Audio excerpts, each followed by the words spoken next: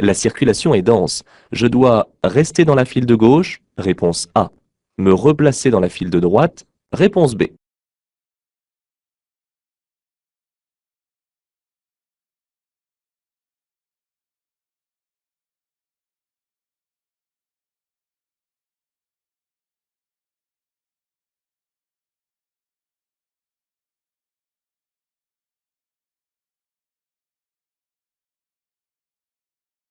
Mes feux éblouissent les autres usagers.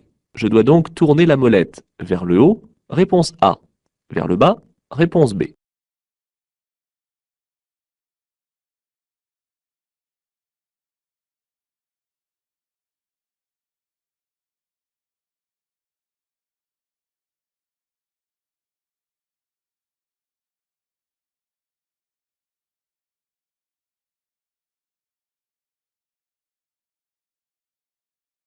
Je maintiens mon allure. Oui, réponse A.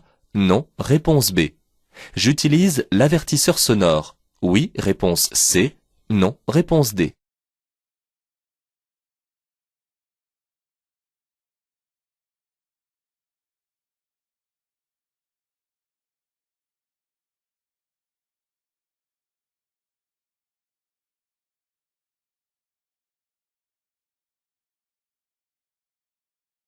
De gauche à droite se trouvent le frein, l'embrayage et l'accélérateur.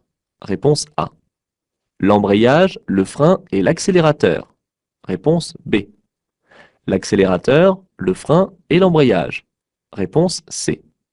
Le frein, l'accélérateur et l'embrayage. Réponse D.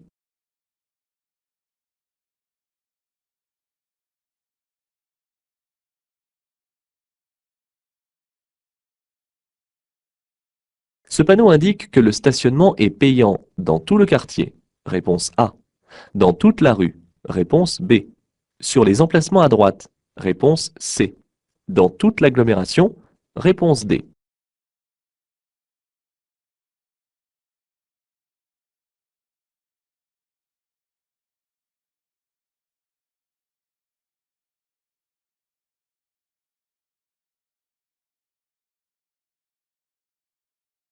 Je vais pouvoir dépasser ce cycliste en démarrant.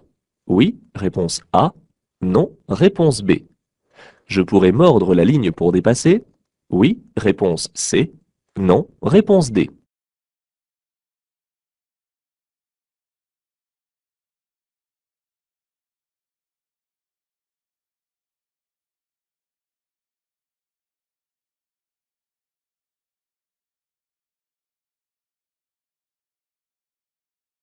En tournant la bague d'un cran, j'actionnerai les essuie-glaces avant. Oui, réponse A. Non, réponse B.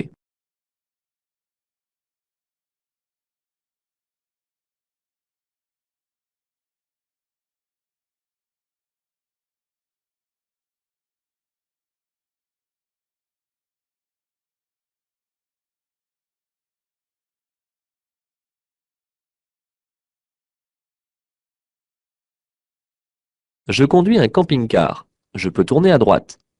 Oui, réponse A. Non, réponse B. À gauche. Oui, réponse C. Non, réponse D.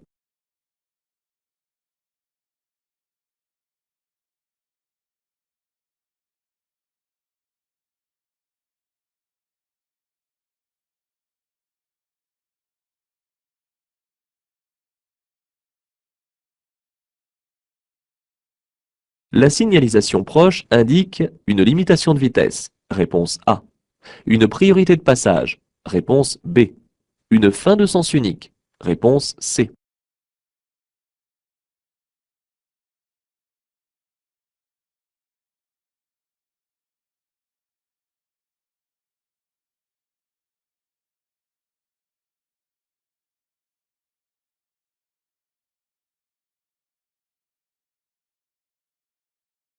Cette balise sur ce pont étroit indique que j'ai la priorité de passage. Réponse A. Indique que la circulation s'effectue à sens unique. Réponse B. Positionne un virage. Réponse C. Positionne un obstacle. Réponse D.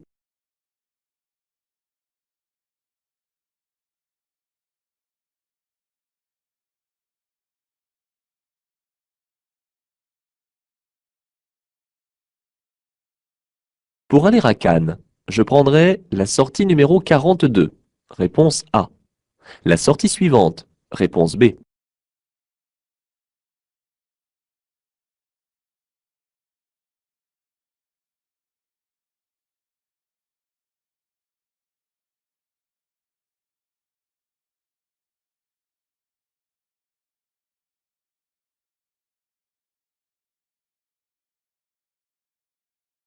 Pour m'installer au poste de conduite, je dois en premier régler les rétroviseurs. Réponse A.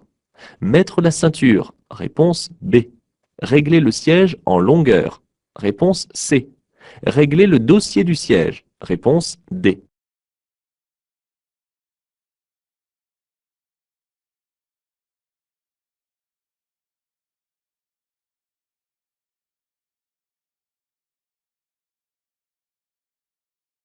Avant de démarrer, je regarde à gauche et à droite.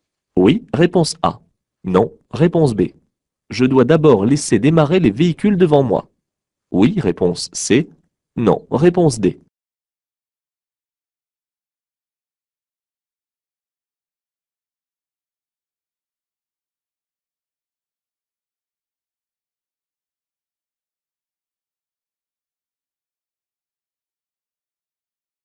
Dans cette situation, je ralentis. Réponse A. J'utilise l'avertisseur sonore. Réponse B. J'actionne mon clignotant. Réponse C. Je me déporte à gauche. Réponse D.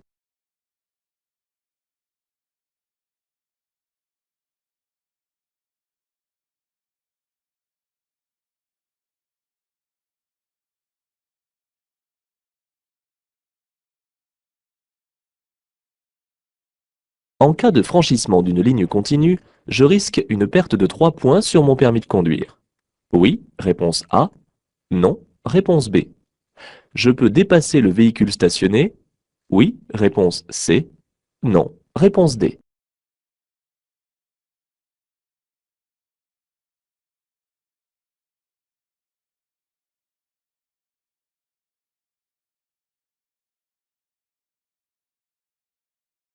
Je vais rencontrer un premier passage piéton à 50 mètres. Réponse A.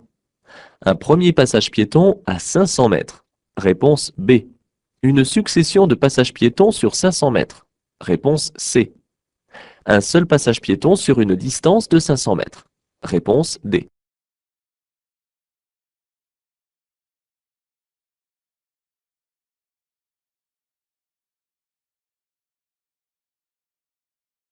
Ce miroir placé à droite sert à pouvoir regarder ce qui vient de la gauche. Oui, réponse A. Non, réponse B. D'en face? Oui, réponse C. Non, réponse D.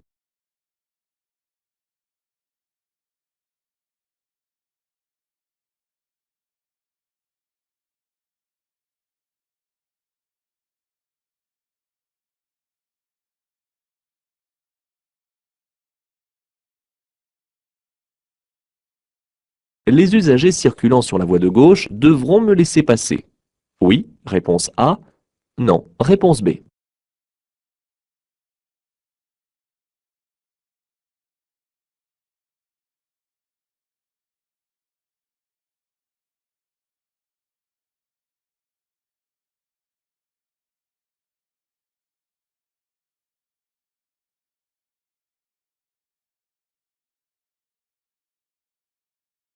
En agglomération, le dépassement des véhicules à 4 roues est interdit. Oui, réponse A. Non, réponse B.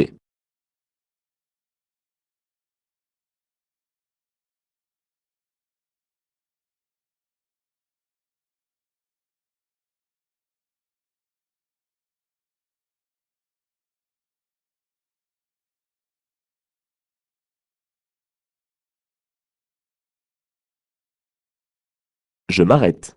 Oui, réponse A. Non, réponse B.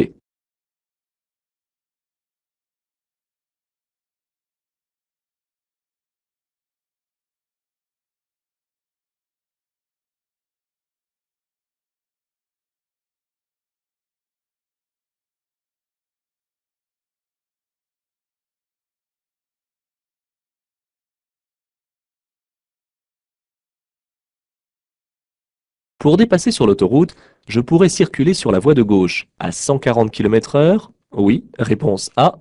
Non, réponse B. À 70 km/h. Oui, réponse C. Non, réponse D.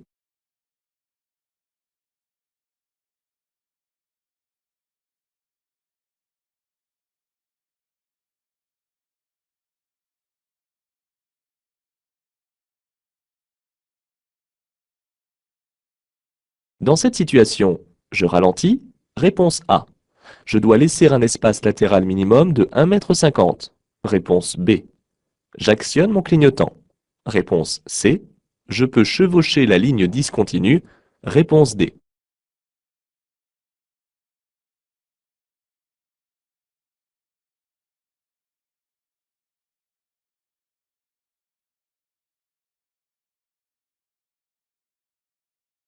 Le véhicule devant moi n'avance pas.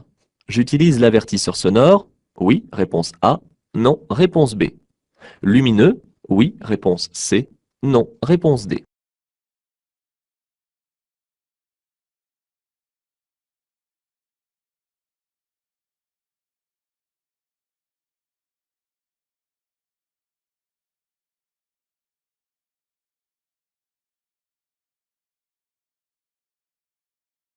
Je viens de dépasser un véhicule.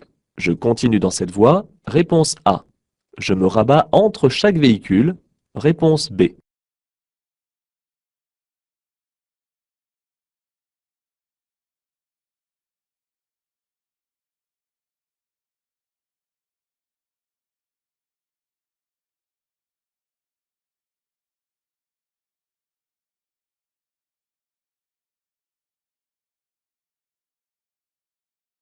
Pour adapter mon allure dans cette longue descente, je freine en permanence. Réponse A.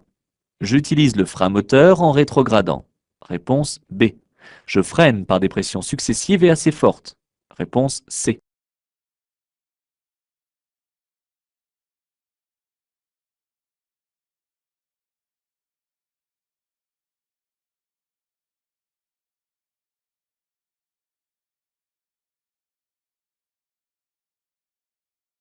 À droite, je vais pouvoir m'arrêter rapidement au bureau de tabac. Avant le panneau. Oui, réponse A. Non, réponse B. Après le panneau. Oui, réponse C. Non, réponse D.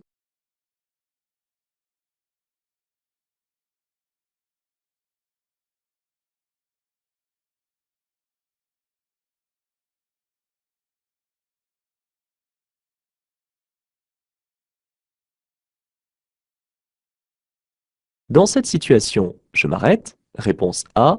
Je reste dans cette voie. Réponse B. Je me déporte sur la voie de gauche. Réponse C. Je ralentis. Réponse D.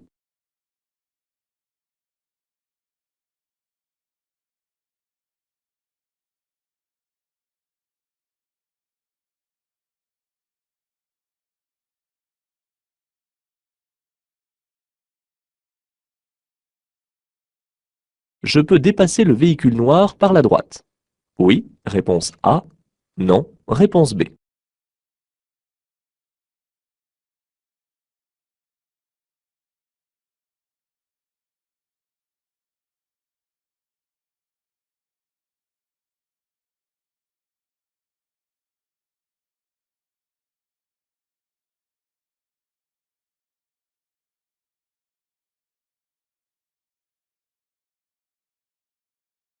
Ce panneau donne la priorité de passage aux camions du chantier. Oui. Réponse A. Non. Réponse B.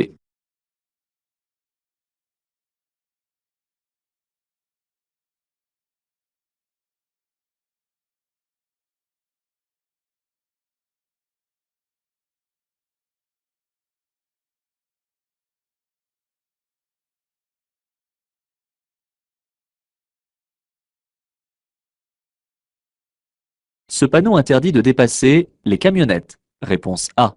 Les deux roues. Réponse B. Les tracteurs. Réponse C.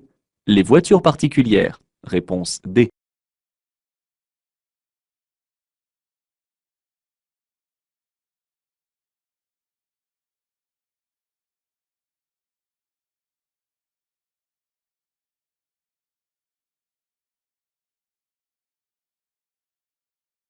Sur les zébras, je peux stationner. Réponse A. Je peux m'arrêter. Réponse B. Je ne peux ni stationner ni m'arrêter. Réponse C.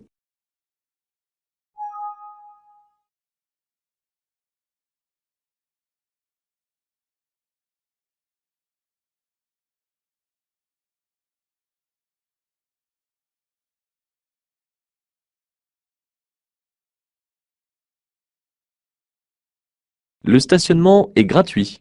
Oui, réponse A. Non, réponse B. Limité à 2 heures. Oui, réponse C. Non, réponse D.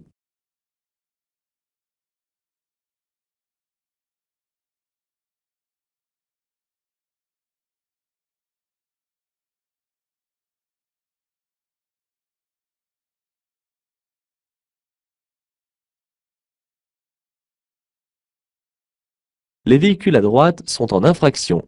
Oui, réponse A. Non, réponse B.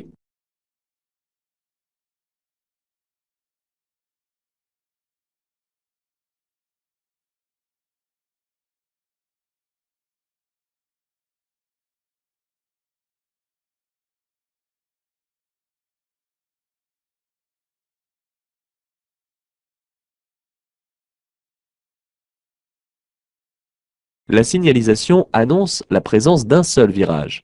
Oui, réponse A. Non, réponse B.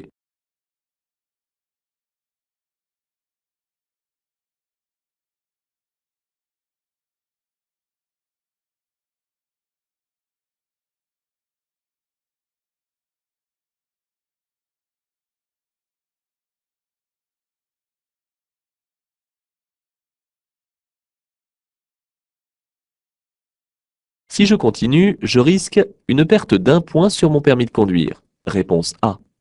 Une suspension de mon permis de conduire. Réponse B.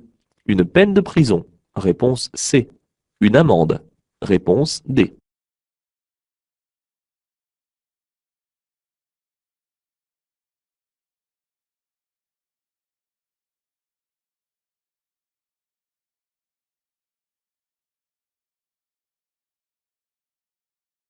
Je tourne à droite.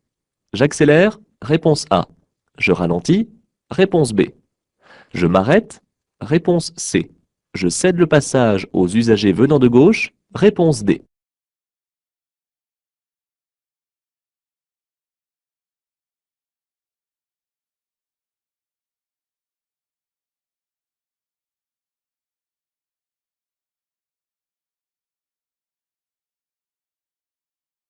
Le frein à main s'utilise en cas de stationnement. Réponse A.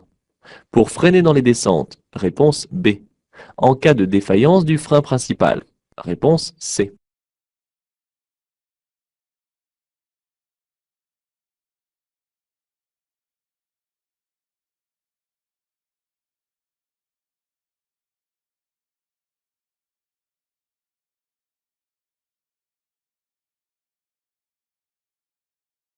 La zone de danger la plus importante est la zone 1. Réponse A. La zone 2. Réponse B. La zone 3. Réponse C.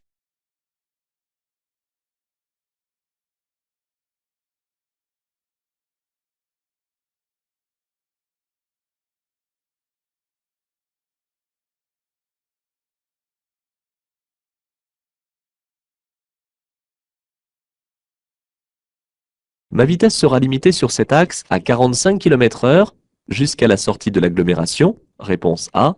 Jusqu'à la prochaine intersection. Réponse B.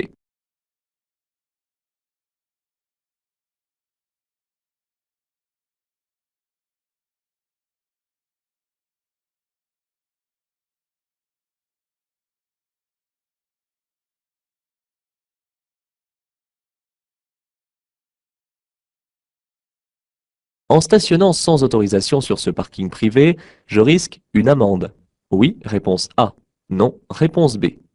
La mise en fourrière de mon véhicule. Oui, réponse C. Non, réponse D.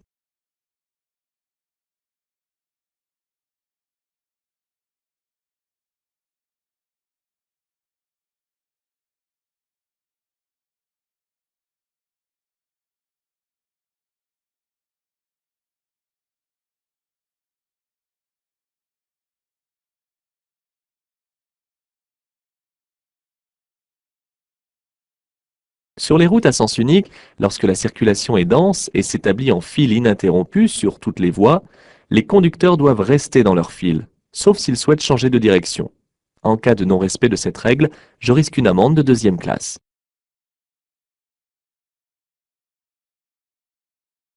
Si mes feux éblouissent les autres usagers, c'est parce que le faisceau lumineux est réglé trop haut, du fait de la charge du véhicule.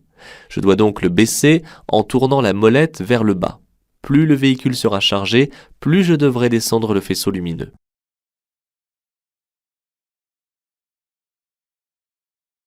Les piétons étant actuellement sur la chaussée, probablement à cause d'un trottoir encombré, ne permettant pas le passage de la poussette, il m'est impossible ici de conserver mon allure sans mettre en danger le dépassement de ces usagers fragiles. Je dois adapter ma vitesse, quitte à m'arrêter au besoin. Même s'il y a ici danger dans le dépassement, il ne s'agit pas à proprement parler d'un cas de danger immédiat. Je n'ai donc pas la possibilité d'utiliser l'avertisseur sonore qui risquerait de surprendre les parents de cet enfant que je pourrais en plus réveiller inutilement. La première pédale à gauche est celle de l'embrayage. Pour l'utiliser, je dois appuyer dessus avec mon pied gauche.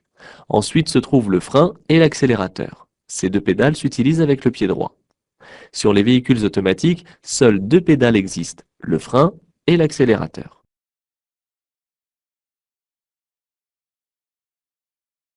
Le panneau indique que le stationnement à droite est payant. Le rodateur me délivrera un ticket selon la durée choisie, que je placerai dans mon véhicule de façon à ce qu'il soit lisible de l'extérieur. Si le stationnement avait été payant dans toute la rue, un panneau de prescription complété d'un panonceau aurait été implanté. Si le stationnement avait concerné tout un quartier, il y aurait alors eu un panneau d'entrée de zone. Un stationnement payant ne concerne que très rarement une agglomération entière. Dans ce cas, on trouverait le panneau de zone à proximité du panneau d'entrée d'agglomération. Le feu vient de passer au vert et les usagers démarrent. Il est certain que le cycliste démarrera plus lentement que moi et qu'il va me gêner. Je dois prendre mon mal en patience car il n'y a pas ici assez de place pour laisser 1 mètre au minimum d'espace latéral. Et je n'ai pas le droit de mordre la ligne. Je dois attendre la fin du rétrécissement de la chaussée pour aviser. Cette commande se trouve à droite du volant et permet d'actionner les essuie-glaces et les lave-vitres avant et arrière. Pour actionner les essuie-glaces arrière, je dois tourner la bague et placer le symbole choisi sur le repère. Essuie-glace uniquement sur le premier cran ou essuie-glace et lave-glace sur le deuxième cran.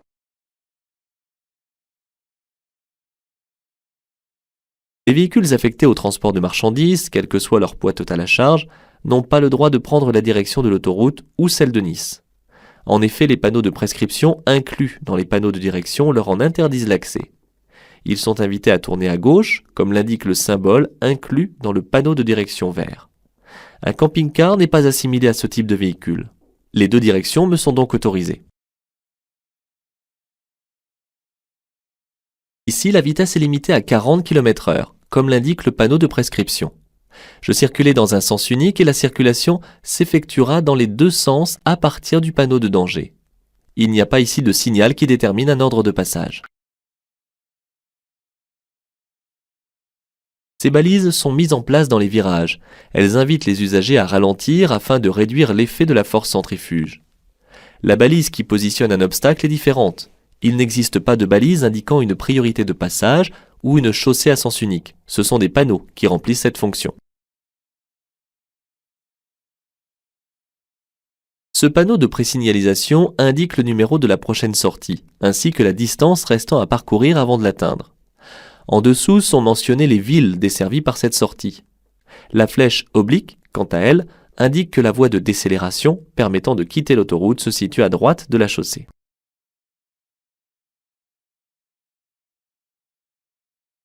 Pour m'installer correctement au poste de conduite, je dois tout d'abord régler mon siège en longueur, de façon à pouvoir intervenir correctement sur les pédales. Ensuite, je règle le dossier en inclinaison afin d'être à l'aise pendant la conduite. Lorsque la bonne position est trouvée, je règle enfin les rétroviseurs, puis je mets ma ceinture. Mon feu est au vert. La voie est donc ouverte, mais cela ne doit pas m'interdire de regarder à gauche et à droite pour voir si la circulation s'est bien arrêtée de part et d'autre. Devant moi, les autres usagers vont démarrer en même temps puisque le feu est aussi au vert. Ils vont donc dégager l'espace et je pourrai passer.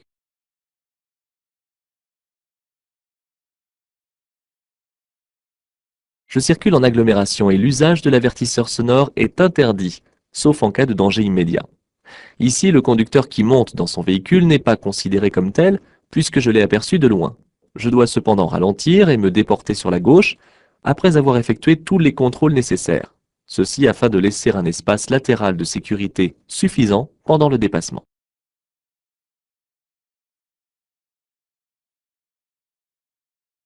Le franchissement ou le chevauchement d'une ligne continue sont interdits. Les conducteurs risquent, entre autres, une perte de 3 points sur leur permis de conduire en cas de franchissement et une perte d'1 point en cas de chevauchement. Dans cette situation, je n'ai pas d'autre choix que de franchir la ligne continue car, en effet, le véhicule à droite est mal stationné. Je dépasse donc, tout en laissant un espace latéral suffisant et en cédant le passage aux usagers circulant en sens inverse. Ce panneau de danger indique la présence de plusieurs passages piétons sur une distance de 500 mètres, comme le précise le panonceau détendu qui le complète. Sauf indication contraire, en agglomération, les panneaux triangulaires sont implantés à 50 mètres du danger qu'ils annoncent. Je rencontrerai donc un premier passage piéton à 50 mètres. Lorsque la visibilité est occultée dans une intersection ou par des bâtiments, du fait d'un virage par exemple, le miroir permet aux usagers venant sur le côté de voir ce qui circule sur l'axe abordé. Il est ici orienté pour que les usagers venant de gauche me voient arriver. Je peux moi aussi voir ce qui arrive à gauche, mais il n'est pas là pour augmenter la visibilité vers l'avant.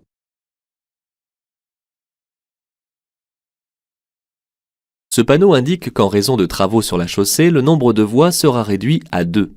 Je vais donc devoir me placer sur celle qui est immédiatement à ma gauche.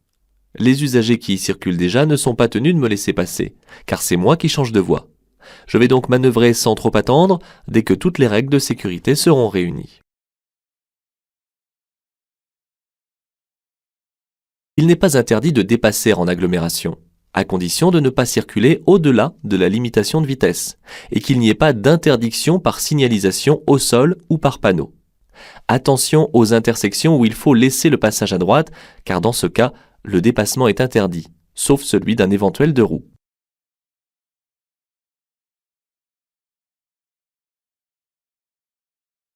Je suis tenu de céder le passage aux piétons régulièrement engagés dans la traversée d'une chaussée, qu'ils soient ou non sur un passage piéton. Si je ne respecte pas cette règle, je risque une forte amende de 4e classe, une perte de 4 points sur mon permis de conduire, plus une éventuelle suspension. De plus, en regardant dans mon rétroviseur intérieur, je n'aperçois aucun véhicule derrière moi. Je peux donc m'arrêter en toute sécurité.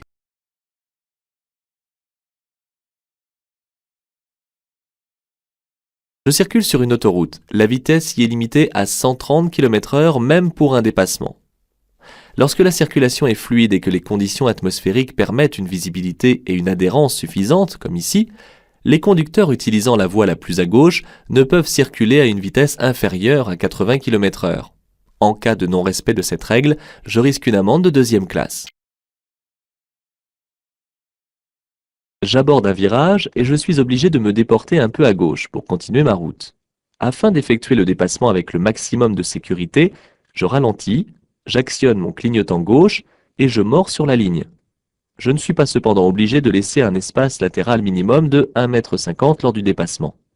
En effet, cette distance minimum à respecter concerne uniquement le dépassement des véhicules à traction animale, des engins à 2 ou à 3 roues, des piétons, des cyclistes, des cavaliers ou des animaux.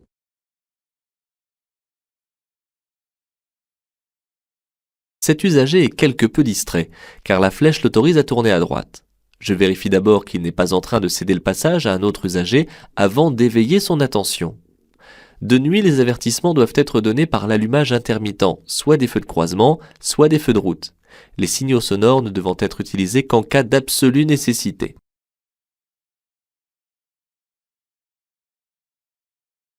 Les 2 voies situées les plus à gauche servent au dépassement. Lorsque ceux-ci sont terminés, je dois me rabattre dans la voie de droite. Cependant, si je me rabats entre chaque véhicule, la distance de sécurité entre celui qui me précède et le mien ne sera plus respectée. Pour le moment, je continue dans ma voie et lorsque toutes les conditions de sécurité seront réunies, je me rabattrai alors à droite.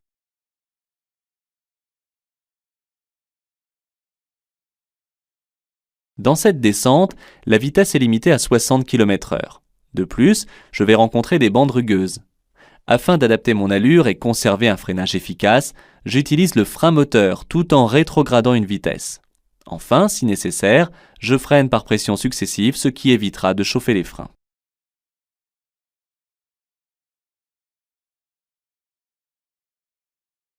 La signalisation indique que de ce côté de la rue, l'arrêt et le stationnement sont interdits avant et après le panneau, comme le précisent les flèches.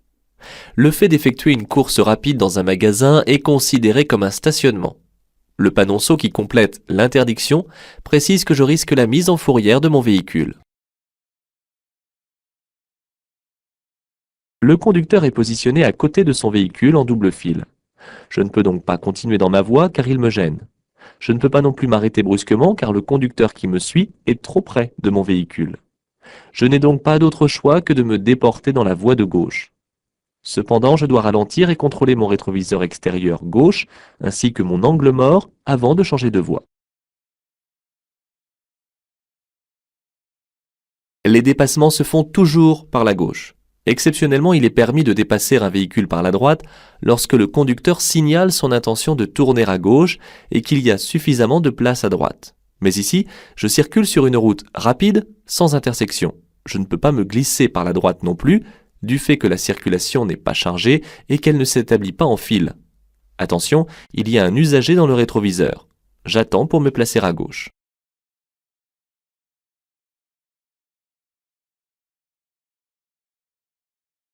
On ne trouve jamais de panneau qui donne la priorité de passage. Même le losange jaune ou la flèche barrée annoncent seulement que les autres usagers devront céder le passage. Il ne donne pas la priorité car je dois vérifier qu'on me cède alors le passage. Ce panneau jaune indique seulement que je risque de rencontrer des camions qui manœuvrent ou qui sortent du chantier.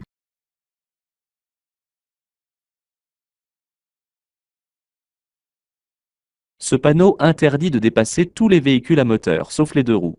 Attention, il concerne aussi les véhicules lents, tels les tracteurs agricoles.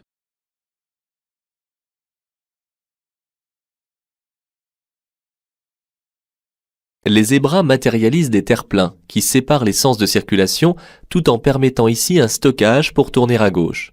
Il est donc interdit de circuler dessus. Par conséquent, je ne peux pas non plus m'y arrêter ni stationner. Je vais chercher ailleurs une meilleure solution pour immobiliser mon véhicule.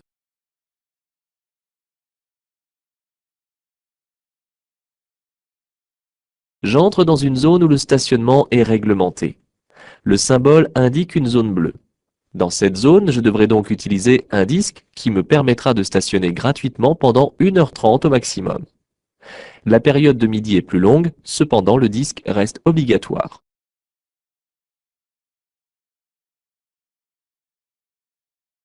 Le panneau de prescription interdit l'arrêt et le stationnement du côté droit. Le panonceau qui le complète précise que cette interdiction commence à partir du panneau.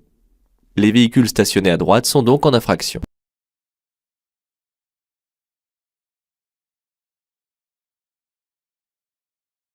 Le premier virage que j'aperçois est matérialisé par les balises de virage bleu. Le panneau de danger annonce la présence d'un autre virage, à gauche cette fois, à 150 mètres. Je dois donc ralentir et circuler au maximum à la vitesse indiquée par le panneau de prescription afin de réduire les effets de la force centrifuge dans les courbes.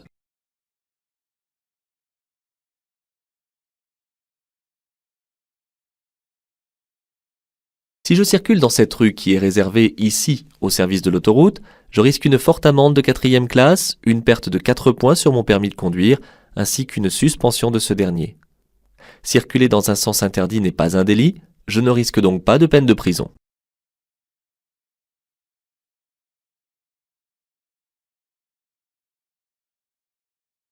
Même si le feu est rouge, je suis autorisé à tourner à droite, car la flèche jaune clignotante pointée dans cette direction me permet de continuer.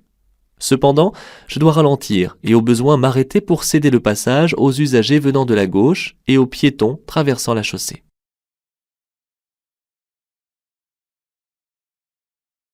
Chaque véhicule comporte un frein principal, commandé par la pédale du milieu, et un frein de secours, autrement appelé frein à main. Ce dernier s'utilise en cas de défaillance du frein principal, tout en maintenant le cliquet enfoncé et en stationnement afin de maintenir le véhicule à l'arrêt. Il est interdit d'utiliser le frein à main en circulation car cette manœuvre peut être très dangereuse.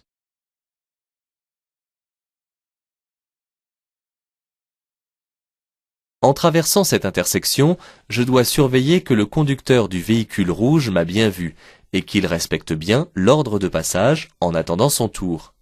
Il n'a aucune visibilité et n'est aidé que par le miroir disposé face à lui. Mais s'il ne l'a pas vu, il doit s'avancer pour voir si quelqu'un arrive. Il risque alors de me gêner dans ma progression. Je surveille donc particulièrement cet usager qui se trouve dans la zone 1.